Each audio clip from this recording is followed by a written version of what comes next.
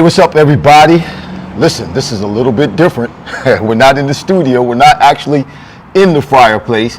We're actually in Toms River outside under this beautiful pavilion at a place called Field of Dreams. And I made a new friend, Christian Kane. How you doing, man? Good. Thanks for having me on. Appreciate no, it. thank you. Listen, this is a special show today. Let me fix this camera here. Special show today. We have some special people on. We have a guy by the name, some of you may know him, former third baseman, Major League Baseball, right here from New Jersey, Todd Frazier, who has had a lot to do with this facility. We want to bring him on here at the beginning because he has other things he needs to do, and we just want to thank him for joining us today. So come on in the room, Todd. How you doing, buddy? Good. How you guys doing? Good. We're doing all right. Now, Christian can't hear you. Come on in the picture, Christian. Okay. Christian can't hear you because he doesn't have headphones on, but I can hear you. So anything you want to say to him, just say to me, and I'll repeat it, and then vice versa. All right, you bet. Tell him he's looking fresh today, baby. Let's go. He said you're looking fresh today. Actually, Christian said we look like a couple of guys in a rock band. No, jazz club. A jazz band. Yeah, jazz we got sunglasses on, dark glasses, but it's beautiful out here, man. Yeah. I just kind of halfway introduced you. I think people know who you are. A lot of success, multiple teams in the Major League Baseball, but you have an affinity for here. There's a baseball field here at, let me see if I can show the people. There's a baseball field here at Field of Dreams that you have a lot to do with. And just how did you get involved with this, and what part of your heart does this facility hold for you? Yeah, this is a big deal. This is something that, first off, I got to give Christian all the credit because he put his heart and soul in this. Ever since he had that terrible accident with his son Gav, and it was a big thing. He came to me, asked me, "Hey Todd, I'm going to need your help." I said, "This is a no-brainer to get some kids here with special needs from all different types of ages to have their pretty much major league debut on a field like this." Boys and girls to have fun. We're going to have camps. We're going to have tournaments. We're going to have a lot of good showings coming down here pretty soon. And we had a great showing last year as well for the amount of kids we got. But all the credit goes to Christian for starting this up. His family has been unbelievable, and the endless hours he's put in has been courageous. We got some people joining in. Steve Andrews is logging in. We have 7 or 8 people logged in right now who are watching. What's going on, Steve? Good to see you. This is a treat today. So, what kind of programs are you doing here? What kind of baseball? Are you actually involved when they're doing those who come to participate? When they come, are you actually hands-on with the programs? Yeah, without a doubt. It's going to be a little over a month long. The kids are going to come here for about an hour and a half, give or take, at night, usually on Thursdays. Mm-hmm. And we set up like little camps, little stations. That's what we do first. We have stations: a running station, a hitting station, a fielding station, and some cool little games we like to play with the kids. And then eventually, we're going to try and make it out like they can play a game. We'll do a couple innings. Everybody gets in a bat, and they hit the ball as far as they can, whether it's off a tee or I throw to them. So I've been hit a couple times. These guys and girls have hit the ball so hard that they've knocked me down. So I got to be careful out there. I'm glad I'm not playing, but it makes it for a fun time. And the commitment from all the volunteers have been awesome around the Toms River area. Stations? You have them going from one station to another. That sounds like training camp, man. Yeah, it sort of is, man. These kids, they get a good laugh out of it, too. So how do they respond? I mean, you're trying to do something that I guess normal people, if I could use that word, is that appropriate?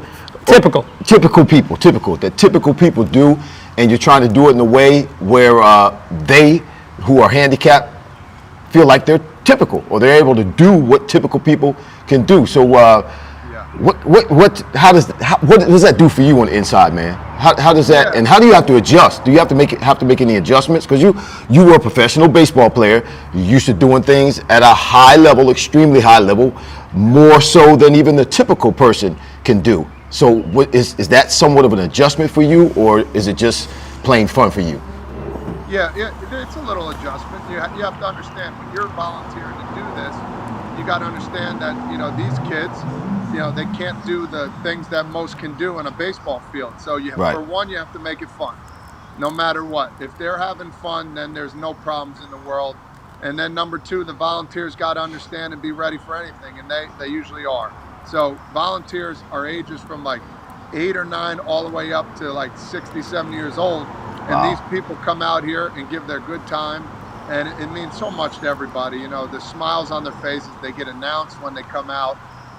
They come up, and when they hit that ball, you see it, like the athleticism starts coming out in some of these youngsters too, which is great. And the determination, you see some get angry when they miss a ball, and that's the fun part of it. And you tell them, you're like, listen, it's okay, we got you. And then another one comes and they field it, and they throw it as hard as they can. As long as they're having fun, we're having fun, and it means a lot to everybody. So is there, I guess I could ask Christian this question, but I'm going to ask you. So is there any kind of training or something that you need to rehearse or go over to be prepared to be able to participate as someone who is an instructor in this facility? No, not No? really at all. You Okay. have the people that come down. You understand. You know what kids that might not be able to hit the ball as well. I mean, little stuff like that. But that's little stuff. We don't really worry about that there. We worry about fun. We worry about teamwork, and we worry about making sure the parents are in the right place and they're helping out as well if they need more help with one child. But afterwards, these kids are leaving, and they every time, hey, can we stay longer? Can we stay longer? And we tell them, listen, go play on the mini golf over there. Go play on the swing set, because there's a lot more to do over there as well. Right. I was just going to mention that baseball field, or the baseball diamond, is just a portion of what is going on here at Field of Dreams. So what you got going on these days? I don't want to hold you too much longer, but what you got going on these days? Yeah, for me, I'm working about 20 games for the Yes Network pre and post game. I have my own podcast that I do 2 days a week called Foul Territory. And I'm going to be working the Little League World Series this year again. Nice. Being a broadcaster there for 16 games in Williamsport. And I'm dabbling with a couple major league games as well as a broadcaster. So I got my foot in the door. I'm trying to do a lot of things, and I'm coaching my son on 3 different travel ball teams. And Wow. It's been a lot of fun so far. So is your son taking out after dad? Is he taking after you? Does he have it? Ryan. Does he have it? No, does he have it? You know whether he has it or not.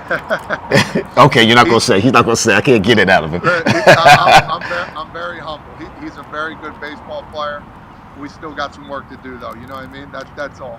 Well, don't be too hard on him, all right? I know. Listen, Todd, I'm going to make you promise while you're on the air that we're going to have you back on so we can talk baseball, talk sports, talk about, your son and his progression and just some other things.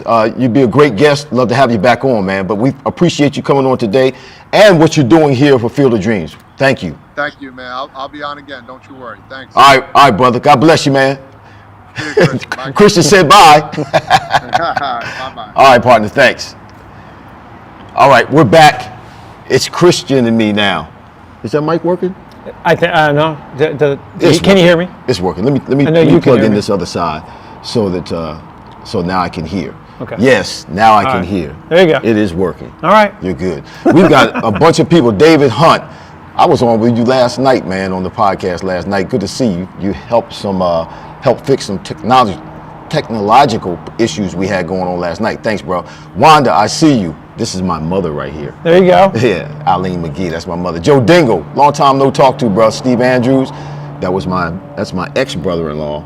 This is my sister right here. There you go. Becky Masters, that's the daughter of my baseball coach in high school. Oh my gosh. Yes, Becky Masters. Good stuff. Yeah, so we got a bunch Good of stuff. people on watching right now. There's actually 13. All Nice. of them haven't logged in. But listen, we're here at Field of Dreams. This is in Toms River.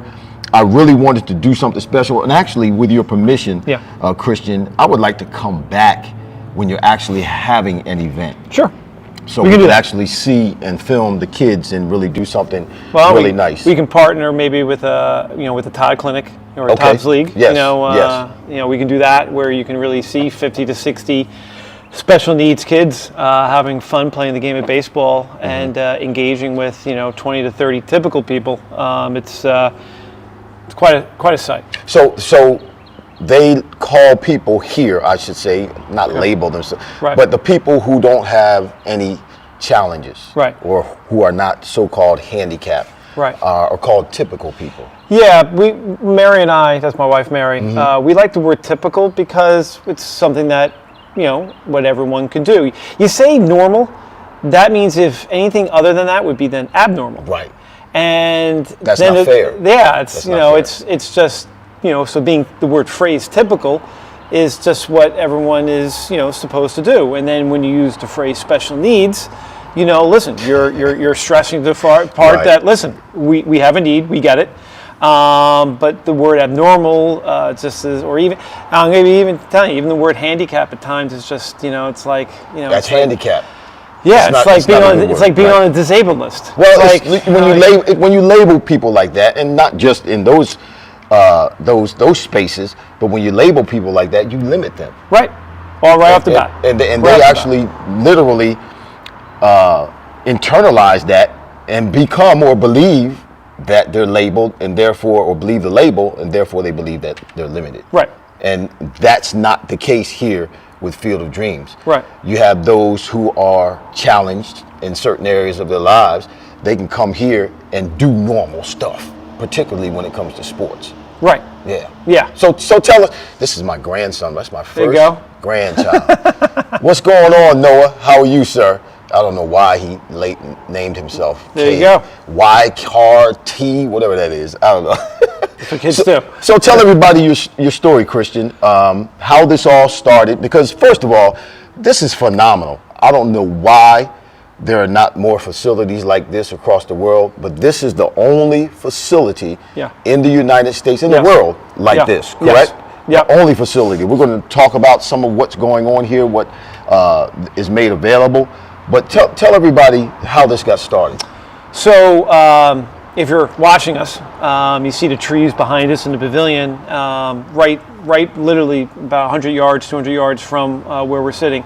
On July 12th of 2012, I was in a car accident. And I was lucky, and people always say, how can you say you're lucky? Well, I was lucky that my 4 older children were at camp. I was lucky that my wife, who was 4 months pregnant with our youngest daughter, Scarlett, was at the doctor's office. Gavin, who was 19 months old at the time, was sitting, in the truck with me when we got hit by a fully loaded beer truck. And I do remember the impact. I remember getting hit. I remember the sound first. I do remember when we ended up on the other side of the road, the dead silence. And when you have a 19-month-old sitting behind you and you hear nothing, you know that you're in problem. You're gonna get problems. And I do remember ripping the side door off. I remember seeing him a shade of color that I wouldn't want any parent to have to see their child look like. And immediately, Mary and I were thrown into the world of special needs. Gavin had suffered a traumatic brain injury and went from being a typical 19-month-old boy to now, doctors saying, listen, there's not really much of him at all. That's the camera there. I'm sorry. So, yeah. So, that's how we got into this world. And then, as he proceeded to improve, as it started to improve, we decided to get him out to parks and get him back out to the general public. And you were going to places that he would get stared at and looked at. Nobody would want to play with him. And then if you went to a public park, you were thrown in the corner of the park, and the only thing you had was the big red swing. And you had to wait 10 to 15 minutes for all the typical kids to get off the big red swing, Right. for him to just swing back and forth, but there was no inclusion, there was no interaction, there was no engagement. And it was like, this is just an unfair life because a fully loaded beer truck happened to run through us. And, so that's where, Mary and I decided, this isn't right. And we wanted to do something for this special needs community to allow them to partake in, typical everyday things that, we take for granted. We take for granted. And we're going to talk about some of the things, again, that you've made available to the special needs. But this is a $3.5 million project. Yeah. $3.5 million facility. That had to be raised in cash. That had to be raised. Yeah. How did you do that? I'm sure at some point you may have thought that it wasn't going to happen. I'm sure maybe at some point that there was a crossroads where you had to make a decision. Okay, I'm going to keep going or I'm going to stop. How did you make this happen, man? Well, listen, driving past the accident twice a day, because I still had to go back to work at where the accident was right in front of in the school that I teach.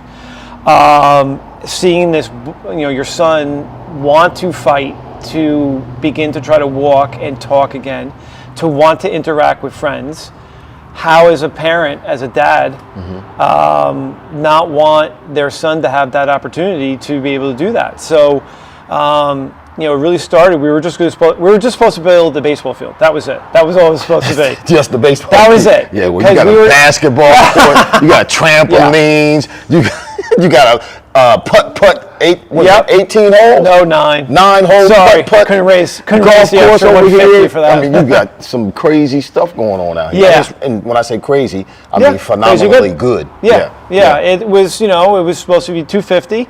We were traveling an hour and 15 minutes down to Absecon, New Jersey, to have Gav play in a challenger baseball league, because it was on turf. Okay. And we're hauling all the kids in, and I'm thinking to myself, how in the world am I leaving the mecca of? This is literally the mecca of Little League baseball.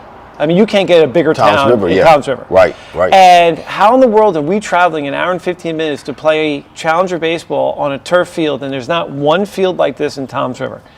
So when we were traveling to this league, they kind of said, listen, you can do it. It's no big deal. And I said, all right, listen, why not? They're not the ones traveling. Right. And then so I said, I can do it. So I got a group of friends together, and we created the foundation. And then when I started to do speaking engagements and interviews like this, I started to meet people who were in their 50s and 60s and 70s who were suffering from traumatic brain injury or CP or Down syndrome, or guys who were in the military who were amputees or suffering from traumatic brain injury from their service. And I was like, wait a minute, a baseball field ain't gonna freaking cut it, because not everyone wants to play baseball. And then that's when it changed from a $250,000 project to now closer to 5.1 million, in which 3.5 of it I had to raise in cash. Wow. Because you wanted to build something for everyone, regardless of their age and or ability. You wanted to make sure that you had something for everyone. And my hat's off to you, because again, yes, the accident with your son, that kind of started the fire in you, burning. Sure. But this is not just for your son. No. You've had a positive impact on the lives of hundreds of thousands of people. Hundreds of thousands of people. That just that hardly exists in people today in the 21st century. Most people are cynical. Most people are concerned about themselves and what they can get and how high they can go, and forget who gets left behind. My hat is off. I can take my hat off. My hat, I'm not going to do that because I didn't shave this morning. No doubt. But my hat comes off to you, man. Thank you. It's and just the determination and the steadfastness, and not only that, but the compassion and the patience and the love and all that's mixed in with that, man. I can tell that you created this out of the purity of your heart, not because you're trying to put some money in your pocket, not because you're trying to get accolades, but because you just purely care. It's just not right. It's it definitely comes from the way I was. I just never liked people bullying other people. My wife hates it when we go out to restaurants or bars, because if there's ever someone giving someone else a hard time, she's like, uh-oh. Because I'll go up to, I'll say something, because I just don't think it's right. Because people don't have a voice in this group, this special needs community. Not only in Toms River, but in New Jersey, they don't have a voice. They don't have anyone who's going to stick up and say, hey, listen, this isn't right, and we should have this. And listen, why is everything going to people who are typical? Why can't we have the same type of things that they do? What, we pay just as much taxes or deserve just as much as everyone else. It's just they've always been pushed to the back of the room or an area of a school that no one sees them. And what this place does, it flips it. It pushes them up front, and then you see the typical people looking through the fence line saying, hey, listen, why can't we be a part of this? It's, well, because you got 17,000 freaking parks all over the damn place. We've got one. And you want to come in here and use ours, and it's just not fair, because if we allowed everyone in here, in 2 or 3 years, this place would be now tore up. It'd be tore up. Be tore up, yeah. And and I'm not sure if I have an energy to raise another 3.5 million, but it's just, they deserve it. And right, it took a dad and a high school, coach and a high school math teacher who always taught to every single student and every single athlete as the same. No, you were the best player, don't really care. You're the worst student, don't really care. We're all in this together to get things done. And that's what this was all about. I wanted to make sure that the special needs community had a fighting chance and an opportunity to experience and have fun and engagement. Well, you would not have been my favorite teacher in school. Math teacher, You'd be surprised. You and I, I don't. That's why I don't do math in public, because me and math just, my goodness. And some of the stuff they're doing today is just phenomenal. These kids are very, very smart. Talk to everybody about the conversation we had with regards to those who are here working in the gardens and actually contributing to those who are supposedly typical. Right. So the idea of why this is so different from any other complex in the country is not only because of the facility, but it's also all the programming, the things that we do. Right. And the one thing that we really wanted to assist was that, between the ages of 3 and 21, you're going to be taken care of if you're a special need, because that's what the job of schools are. They're there to promote inclusion and educate and give you the things that you need to prepare you for now that next journey in life between 22 and to the day you die. And the issue is that once they become 22 and there is no more school, it's almost like, well, guess what?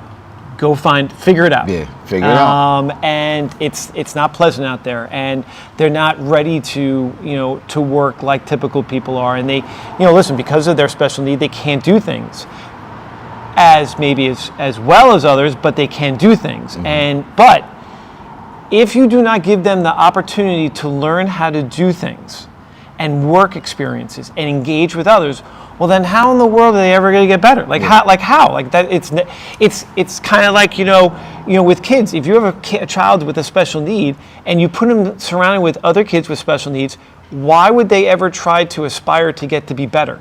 No, but if you put them in a typical class, like my son's in a typical class, and he notices, oh, you have to raise your hand. Oh, you have to go to the bathroom. Oh, you have to do he now raised his level to now his peers, because he's like, wow, I didn't realize that that's what you had to do.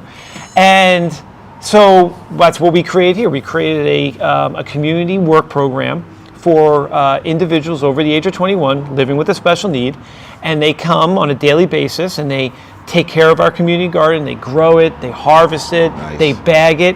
And so we just had our first round of harvesting, which was radishes and cabbage. And here are now these special needs adults who haven't been given a chance, but now they got the opportunity. And now they donated all of this produce to now the People's Pantry in Toms River. And they're giving those produce that they've developed, the special needs, to those families who are typical, who can't afford fresh produce. And now it's flipped.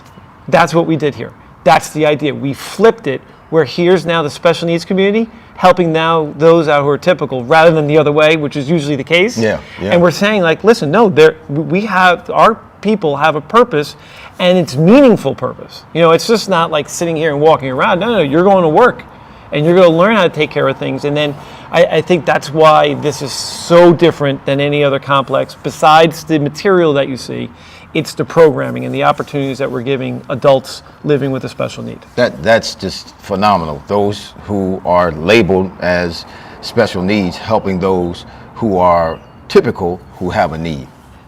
That's the worst thing you can do to people who don't help, is to actually help them. Right. That's like the Bible says, it's like dumping hot coals on their head.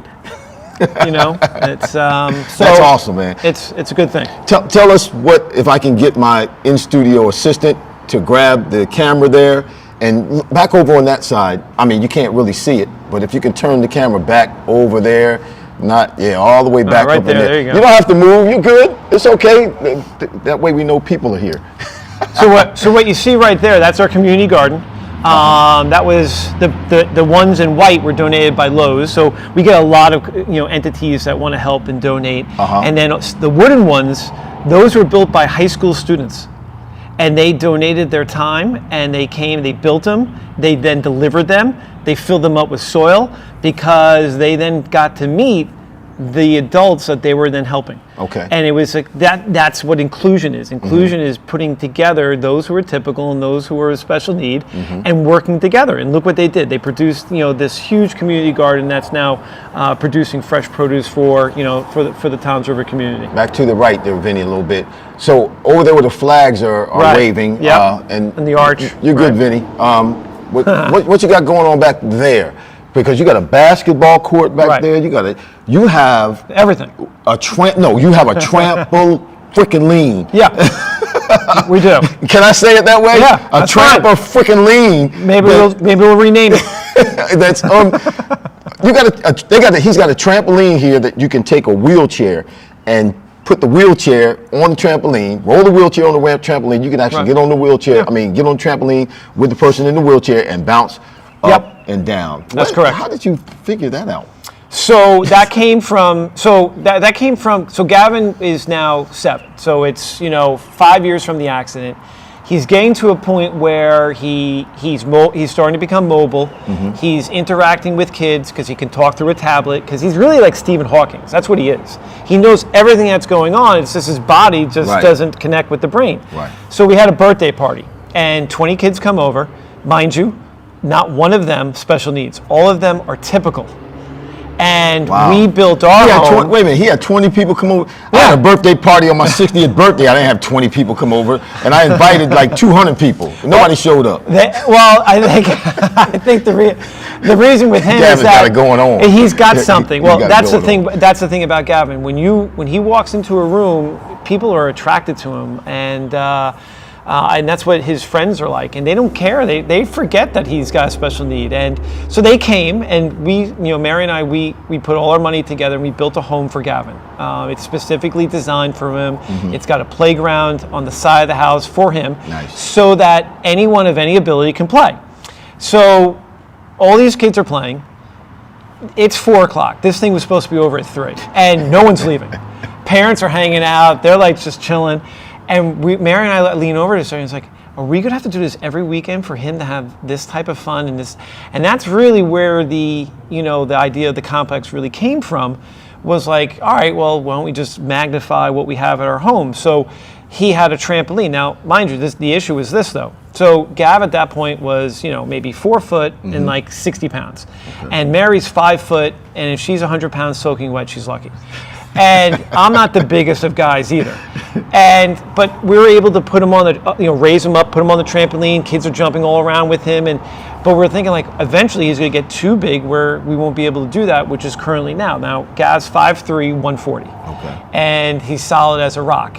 And the idea of the trampoline was, all right, is there a way to create it where you can slowly get an incline up to a top of a hill, have set the trampoline inside the hill, and therefore he can now go on a trampoline, and now his friends not jump behind him, jump with him face to face, just like you would do if you were typical in a trampoline in someone's backyard, jumping together.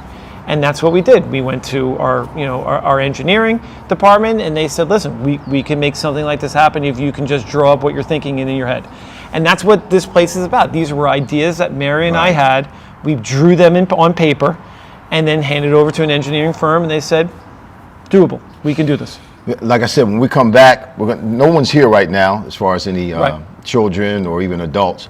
But when we come back, we're going to come back when this place is active. And we're going to go live, and you'll be able to see exactly what we're talking about, what Christian is talking about, and how much fun this facility is for those who are challenged, a little bit challenged. So talk about some of the other activities you have here. Right. So everything, just like what everyone else would play. So we have a bocce ball court, and we have a basketball court. We have a playground that has the trampoline, but it has a zip line, which you were thinking. Yeah, they got a zip line too. I wanted to try to get a picture of that on. But again, when we come back, we'll actually see the zip line live. We're going to do everything live so everybody sees how pure this place is, how beautiful this place is, how awesome it is. It's just awesome. Thank you. So, right, we have a zip line, we have multiple swings, we have a We Go swing, which is also the first of its kind, where a person in a wheelchair can stay in their wheelchair and swing with others face to face.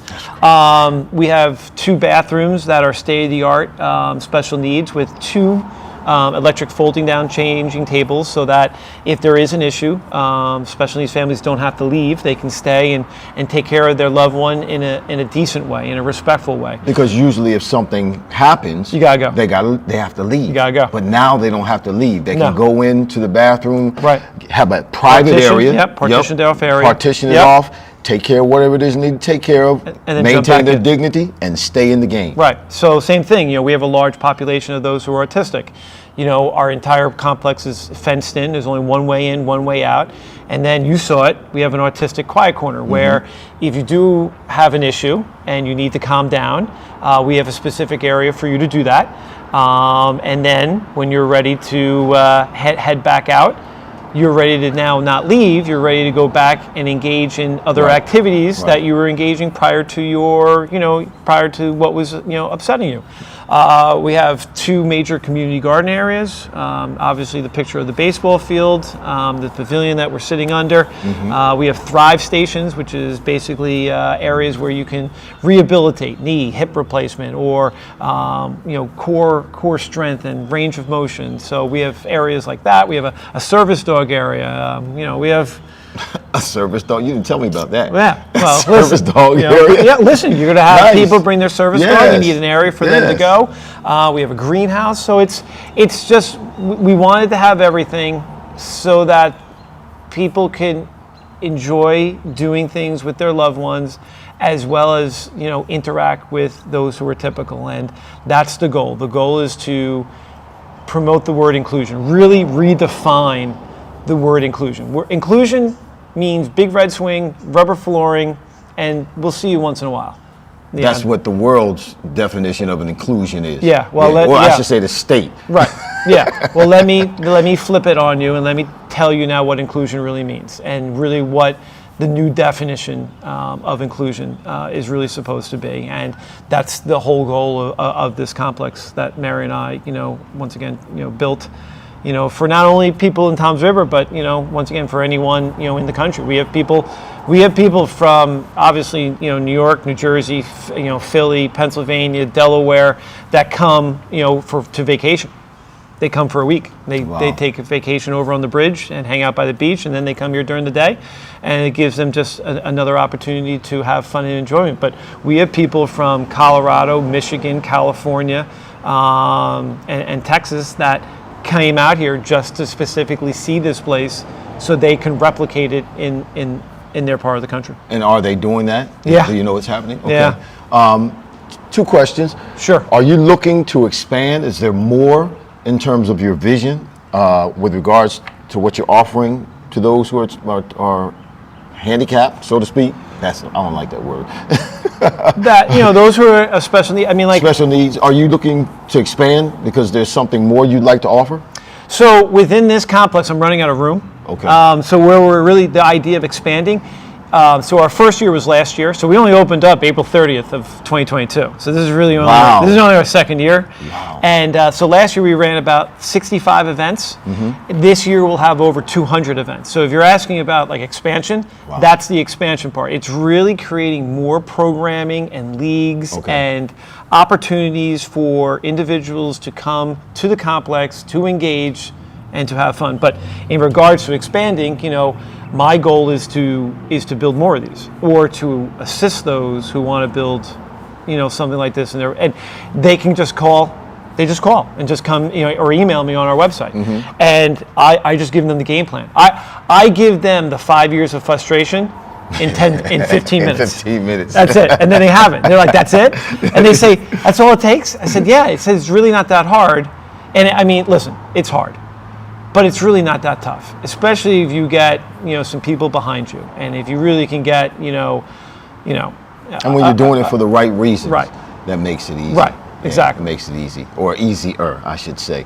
So what can people do to help you keep this going? Where can people reach you? What can they Right. do? Do they need to send money? Do they need, what exactly do you need to help enhance what you're doing and keep it going? So what we do here is, so it's a private complex, right? And it's only for families of those with a special need. And the membership, to be a member is $0. And the fees, and the fees for like all the leagues and the events and all that, and the parties and the music, all that and that stuff we do, that's $0 also.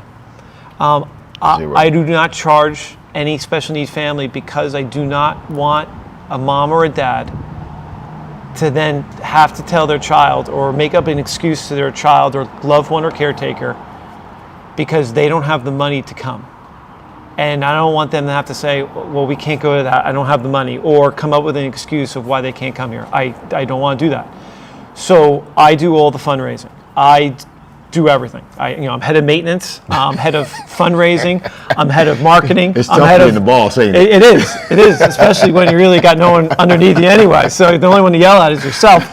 But yeah, I mean, the idea is to spread the word. It really, that's the part. I mean, listen, you can go to our website. It's rwjbhfieldofdreams.com. And there's a way to donate on there. And you can donate in multiple different ways. But I'll be honest with you, I mean, the donations are fine, but it's really spreading the word on your social media and all your people that because eventually this has to get to a national exposure. Like how this isn't on ESPN or a 30 for 30 or Good Morning America or the Today Show or anything like that, to me is still shocking. Well, we're working on it. It is. And you can actually say that it started here at the Fryar. Right. It's going to start here at the Fryar place. Yeah. And how is Strahan, not a part of this? Like, how is he not hearing of this because of the impact that he can make? And that's the goal, because I want this to be upfront. I'm not looking for a movie to be made about me. I'm looking for a movie to be made about what this place is, so that other people in the country can do the same thing. And that's the goal. That's really what I want. And the more people spread what we are on Facebook and Twitter and Instagram, eventually someone's going to hear about me or about this place. We're going to make sure, we're going to pound enough doors before we get to that. Marvin Thompson, David Hunt, Melissa, I see you. Mayman Bay, I see you too. Vinny's obviously here, Island Smoothies. Unbelievable. Listen, this is, we're going to make sure, I know Rodney Pete very well, played with him. Right. Know his wife, pretty good, Holly Robinson Pete. No doubt. They have a son who's autistic.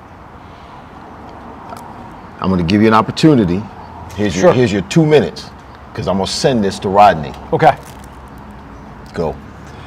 Dear the Pete's, because I'm not going to call you by your first name because I don't know you that well, but I need your help. You live the life, and you know how hard it is for your child to be accepted. And you know how hard it is in your head to want him to be involved with others and to have a life just like you guys did. And you guys have had great lives, and I know you're probably giving them just the greatest life as possible. But there are so many people that are like your son, and they don't have great parents like you. And Gavin has 2 great parents. But I come across families or individuals living with a special need who don't have family, who don't have the support, who don't have the financial support to be able to do things that typical people can do. And now I need your help. I need your help to getting this word out to the nation of how a high school math teacher and a preschool teacher with the tragedy of their son suffering a traumatic brain injury were able to raise $3.5 million in cash and build a special needs complex with no help from the state, government, federal, anything like that. And that I need you to help me promote this and tell the story, and so that there are other people like this throughout the country can now have fun and engagement and true meaning of the word inclusion. And if you can do that, that would be winning. That would be better than throwing a touchdown pass to Irving Fryar, or being on Jump Street or 21 Jump Street. You know what I'm saying? That's the help that I would need, and I would really appreciate it. Nice. There you have it. Again, when is the next event you're going to have, so I can get it on my calendar? So the next following 5 Thursdays at night, that'll be Todd Frazier's baseball clinic and league. That's, you're talking once again about 50 to 60 special needs people here to go along with 15 to 25 typical volunteers just enjoying playing the game of baseball. You can go on our website. We have a huge community calendar, and it just lists all the things that we do. And I guess the last thing, seeing that we do look like we're a part of a jazz band, We're right? going to have a jazz band. No doubt, baby. Are they going to let us participate? Well, we'll see. Are you a musician? No. Or a magician? More like that. Easy, like where do you go? Like, you know what I'm saying? Like, which way do you go? But on starting the last Tuesday of June and running every single Tuesday through July and August, we have a summer concert series where local rock bands are coming in, and we're gonna, have a regular, summer concert out on the field, just like they do, just like if you went to the PNC Arts Center or Madison Square Garden. We're bringing this to the complex. And you're going to light up those grills, right? No doubt. All those grills? No doubt. That's what it's for. What kind of food? Simple, man. Hot dogs, burgers. Okay. Keeping it simple, and obviously we have our veggie burgers for our, for our loved ones who need that. And what do you do? And I see the heat lamps behind us here under the pavilion. Yeah. But what goes on in the wintertime? Do you shut down for a certain period of time? Yeah, we close from December 1st to April 1st. However, we do special events, or when we see weather's going to be good, we just blast out on Facebook, Instagram, and Twitter, hey, listen, looks like it's going to be Saturday, looks like it's going to be in the 50s, from 12 to 4, we're going to be open, come on down. And that's what we did last winter. We just, once we saw like a stretch of weather that was good, and then we sent out something, and then in minutes, people were here. And this, just so you know, this facility will hold, you've had 1,000 people here, 1,000 plus here. Yes. And nobody was bumping into anybody else. You would not have known it just by looking at it. 3.5 acres of, of specialty complex. Great job, Christian. Thank you for allowing me to come and just be here today. I kind of thought that some kids would be here and we'd be able to interact with the kids, but this is good that we're able to sit and we're able to talk at this time. Right. And then when we come back, we'll be doing things live. We'll be doing things live and seeing how the kids are interacting, and even adults. And talk to everybody about, it's not just kids. No, that's the thing. That fall into the special needs category, but you got those who were kids, now they're adults, and they don't have any programs in the state, or the government hasn't provided any programs, like you said. Just kind of kick them to the curb. You're on your own. Go to the to the library or go to the senior housing facility and sit and listen to or watch a movie or something. Right. But you have a lot of older a lot people, 40s, 50s, 60s, 70s that come and participate. Talk about that a little bit. Yeah. So once again, our growing population is not really children. It's really anyone over the age of 22, because they don't have now, once they're out of school, it's really, go figure it out. And, if they can afford a day program, that's great. But once again, these day programs don't really offer much in regards to real true interaction and real true work involvement. It's tough. It's a fight. And so that's what we promote now. We promote creating job experience, work experiences, and then obviously interactive experiences for those over the age of 22 here in Toms River, Cheryl. Just tuning in. Where are they? We're in Cheryl Williams. We are in Toms River, New Jersey, where there is only one facility like this in the United States, actually in the world. 3.5 acres, you said? 3.5 acres. 3.5 acres. It's just phenomenal. It's hard to describe. I got stuck. Because it's hard to describe because there's so much. But you have the right name, Field of Dreams. Whatever you want it to make, because it is a field. Yeah. And whatever dream that you think you want to have occur, you can make that happen. And it's not just special needs. Right. Persons or kids or adults who come here, because a family will have those who are supposedly, you know, what are considered to be normal, Right. or Typical, Typical, right. yeah. I got to get that word. You'll get So you have a family, mom, dad. You have a child that has special needs, Right. and then you have two children who are typical. Right. So you got some of both who come here Yeah. to a facility like this and interact. Yes. And you wouldn't know the difference. They're No. all in here doing their thing. Yeah. And it's Knowing- great face to face, in person, Yes. and particularly those who have the autism or are Right. struggling with autism. It's Right. you know, that person face to face, that personal interaction can be tough for them sometimes. And No it's doubt. a facility that helps them to develop that. That's correct. So man, you're doing a great job.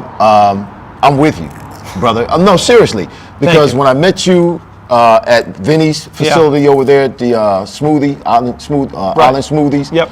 I really didn't see it. It hadn't hit my heart yet. Right. Vinny was very Passionate. excited, very passionate about what was going on here, but Yes. now I know why. Because all you have to do is come here and see this. Right. When you come here and you see this, you can't rest. You can't ignore it. You can't. Yeah. Because this is definitely a need, Right. but this is also a great thing that's happening for people who have special needs. That's right. Christian Kane, y'all, here at the Fryar Place, where conversations are fire. We'll see you next week, same time, same place, same purpose, to have a conversation that's fire. I see you, Mayman Bay. I see you, Cheryl Williams. Thank you for being with us today. Who else? David Hunt, Marvin Thompson, Island Smoothies, Hope Wiley. Thank you, Mama. Wanda, Noah, I hope you're still there. Marcus Thomas, what's going on, brother? Thank you for being with us today and help us promote this. Joe Dingle, Steve Andrews, Becky Masters. Y'all, we're out of here. We'll see you next week here at the Fryar Place. God bless.